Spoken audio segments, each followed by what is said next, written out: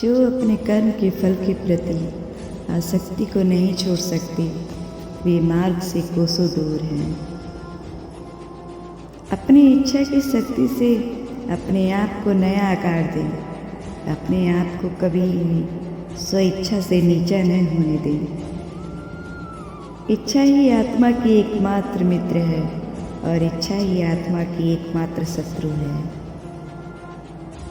जिन्होंने खुद को जीत लिया है उनके लिए इच्छा एक मित्र है, लेकिन यह उन लोगों का दुश्मन है जिन्होंने अपने भीतर आत्मा को नहीं पाया है। सर्वोच्च वास्तविकता उन लोगों की चेतना में प्रकट होती है जिन्होंने खुद को जीत लिया है। शांत मन में ध्यान की गहराइयों में आत्मा स्वयं को प्रकट करती है। स्वयं के माध्यम से स्वयं को देखकर एक आकांक्षी पूर्णता के आनंद और शांति को जानता है। कोई भी जो अच्छा काम करता है उसका कभी भी बुरा अंत नहीं होगा, न तो यहाँ और न ही आने वाले युग में। गंभीर तपस्या और ज्ञान मार्ग से ध्यान श्रेष्ठ है।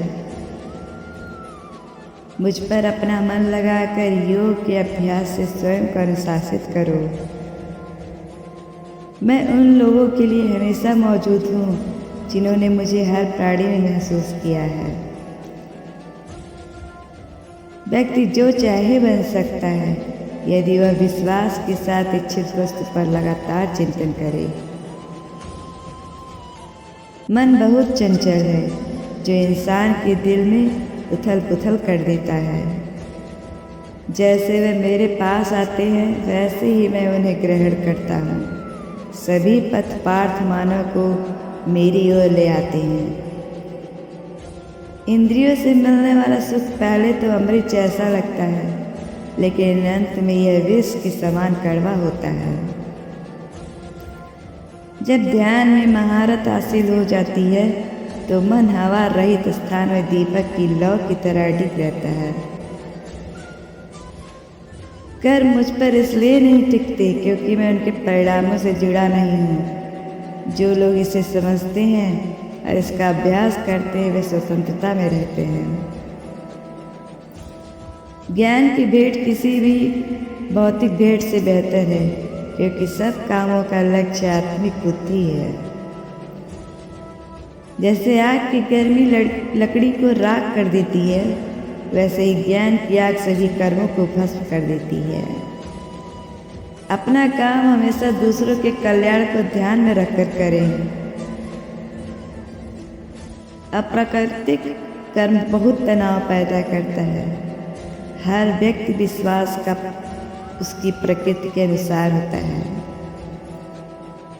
मैं उन्हें ज्ञान देता हूँ जो सदा मुझसे जुड़े रहते हैं और जो मुझसे प्रेम करते हैं।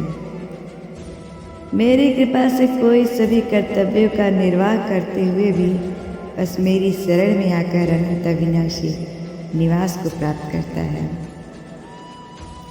बुद्धिमान व्यक्ति कामुक सुख में आनंद नहीं लेता।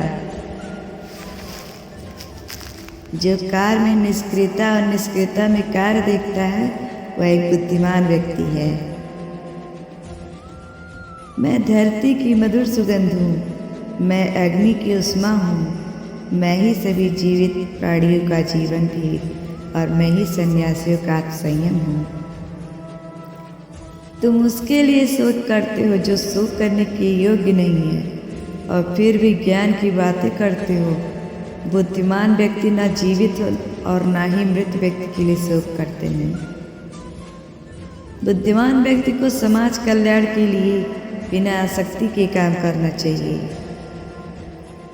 कर्म मुझे बांधता नहीं क्योंकि मुझे कर्म के प्रतिफल की कोई इच्छा नहीं।